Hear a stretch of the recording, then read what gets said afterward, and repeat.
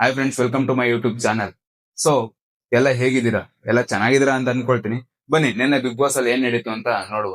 So ಕಾವ್ಯ ಗಿಲ್ಲಿನ ಬಿಟ್ಟು ಆಟ ಆಡಕ್ ಆಗತ್ತಾ? ಅಂದ್ರೆ ಕಾವ್ಯ ಗಿಲ್ಲಿನ ಬಿಟ್ಟು ಇರಕ್ ಆಗತ್ತಾ? ಸೊ ಈ ಮಾತು ಏನಕ್ ಬಂತು ಅಂತಂದ್ರೆ, ನಿನ್ನೆ ಬಿಗ್ ಬಾಸ್ ಅಲ್ಲಿ ಒಂದ್ ಟಾಸ್ಕ್ ಕೊಡ್ತಾರೆ.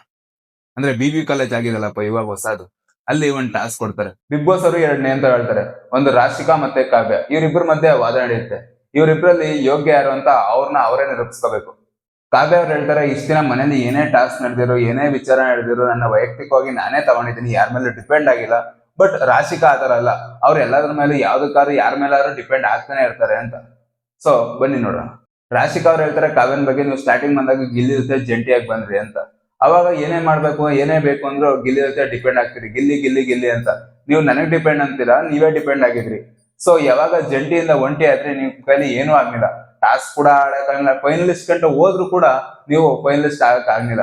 ಸೊ ನನಗನ್ಸುತ್ತೆ ನಿಮ್ಗಿಂತ ಬೆಟರ್ ನಾನಿದ್ದೀನಿ ಅಂತ. ಆಮೇಲೆ ಇನ್ನೊಂದು ಹೇಳ್ತಾರೆ, ನೀವು ಎಲ್ಲಿಗೆ ಹೋದ್ರೆ ಗಿಲ್ಲಿ ಮೇಲೆ ಡಿಪೆಂಡ್ ಆಗಿದ್ರಿ. ಒಂದ್ ಸ್ಲಿಪ್ಪರ್ ಬಿಟ್ಟರು ಗಿಲ್ಲಿನೇ ತಂದ್ಕೊಡಿ ಅಂತಿದ್ರಿ, ಒಂದು ಟೂತ್ ಪೇಸ್ಟ್ ಬಿಟ್ಟರು ಗಿಲ್ಲಿನೇ ತಂದ್ಕೊಡಿ ಅಂತ ಇದ್ರಿ. ಇವಾಗ ನೀವು ಗಿಲ್ಲಿ ಇಲ್ಲ ಅಂದಿದ್ರೆ ಇಷ್ಟ ದಿನ ನೀವು ಆಡಕ್ಕೆ ಆಗ್ತಿರಲಿಲ್ಲ, ಇಷ್ಟ ದಿನ ಎಲಿಮಿನೇಷನ್ ಆಗೇ ಹೋಗ್ತಿದ್ರಿ ಅಂತ ಇವರು ಕಾವ್ಯನ ಬಗ್ಗೆ ಸ್ವಲ್ಪ ಕೀಳಾಗಿ ಮಾತಾಡ್ತಾರೆ. ಅಂದ್ರೆ ಗಿಲ್ಲಿ ಇಲ್ಲದೆ ಏನೂ ಅಲ್ಲ ಅಂತ. ಸೊ ಇದಕ್ಕೆ ಕರೆಕ್ಟ್ ಆಗಿ ಕಾವ್ಯ ಅವ್ರು ಉತ್ತರ ಕೊಡ್ತಾರೆ. ಗಿಲ್ಲಿ ಇಲ್ಲ ಅಂದ್ರೆ ನಾನು ಏನೂ ಅಲ್ಲ ನನ್ನ ಫಸ್ಟ್ ಮೈಂಡ್ ಅಲ್ಲಿ ತೆಗ್ದಾಕಿ. ಗಿಲ್ಲಿ ಇಲ್ಲ ಅಂದ್ರೆ ನನ್ ಕೈ ಟಾಸ್ಕ್ ಆಡಕ್ ಆಗ್ತಿರ್ಲಿಲ್ಲ, ಗಿಲ್ಲಿ ಇಲ್ಲ ಅಂದ್ರೆ ನಾನು ಹೆಲ್ಪ್ ಮಾಡಕ್ ಆಗ್ತಿರ್ಲಿಲ್ಲ, ಗಿಲ್ಲಿ ಜೊತೆ ಕಾನ್ವರ್ಸೇಷನ್ ಇಲ್ಲ ಅಂದ್ರೆ ಇಷ್ಟಕ್ಕೆಲ್ಲ ನಾನು ಬೆಳಕ್ ಆಗ್ತಿರ್ಲಿಲ್ಲ. ಇದನ್ನ ಕಂಪ್ಲೀಟ್ ಆಗಿ ಅಕ್ಸೆಪ್ಟೇ ಮಾಡಲ್ಲ ಅಂತ ಹೇಳ್ತಾರೆ. ಸೊ ಇದೇ ಅಲ್ವಾ ನಮಗೂ ಬೇಕು. ಒಂದ್ ಮನೆ ಅಂದ್ಮೇಲೆ ಎಲ್ಲರ ಬಾಂಡಿಂಗ್ ಬೆಳೋದು ಕಾಮನ್. ನನಗೆ ಅವ್ನಾಗ್ಬೇಕು, ಅವ್ನಿಗೆ ನಾನಾಗ್ಬೇಕು, ಇದನ್ನ ಯಾರ ಕೈನೂ ತಪ್ಸಕ್ ಆಗೋದೇ ಇಲ್ಲ. ಮತ್ತೆ ನೀವೇನಂತ ಹೇಳಿದ್ರಿ, ಸ್ಟ್ರಾಟಜಿ. ಸೊ ಇದನ್ನ ನಾನು ಅಕ್ಸೆಪ್ಟ್ ಮಾಡೋದೇ ಇಲ್ಲ.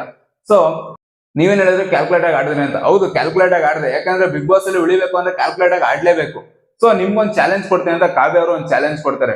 ನೀವು ಯಾರ ಮೇಲೂ ಡಿಪೆಂಡ್ ಆಗದೆ ಒಂದ್ ವಾರ ಆಡ್ ತೋರಿಸಿ, ನಾನು ಕೂಡ ಗಿಲ್ಲಿ ಮೇಲೆ ಡಿಪೆಂಡ್ ಆಗದೆ ಒಂದ್ ವಾರ ಆಡ್ ತೋರಿಸ್ತೀನಿ ಅಂತ. ಸೊ ಇದಲ್ವಾ ಚಾಲೆಂಜ್. ಬನ್ನಿ ನೆಕ್ಸ್ಟ್ ನೋಡೋಣ ಏನಾಗುತ್ತೆ ಅಂತ. ಇಷ್ಟೊತ್ತ ನಾನು ವಿಡಿಯೋ ನೋಡೋದಕ್ಕೆ ತುಂಬಾ ಥ್ಯಾಂಕ್ಸ್. ಸೊ ಇದೇ ತರ ಡೈಲಿ ಅಪ್ಡೇಟ್ಗೋಸ್ಕರ ನಮ್ಮ ಅಕೌಂಟ್ ನ ಫಾಲೋ ಮತ್ತೆ ಸಬ್ಸ್ಕ್ರೈಬ್ ಮಾಡೋದು ಮಾತ್ರ ಮರಿಬೇಡಿ. ನಮ್ಮನ್ನು ಕೂಡ ಬೆಳೆಸಿ ಗುರು.